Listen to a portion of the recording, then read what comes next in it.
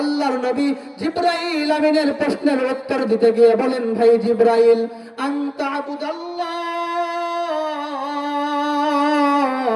কান্নাকা তারাহু fine লাম তাকুন তারাহু ফাইন্নাহু ইয়ারাক। ভাই জিবরাইল, ইখলাস হলো তুমি যখন কোনো ইবাদত করার জন্য আল্লাহ পাকের সামনে দণ্ডায়মান হবা, নামাজ পড়ার জন্য যখন যাই নামাজে দাঁড়াইবা,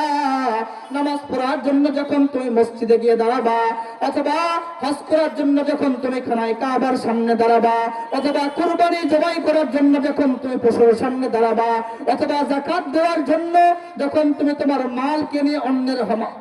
মানুষের কাছে হস্তান্তর করবা, ওই সময় তোমার নিয়ত এমন খালেস করবা যেন তুমি চোখ বন্ধ করলে আল্লাহ পাককে দেখতে পাও।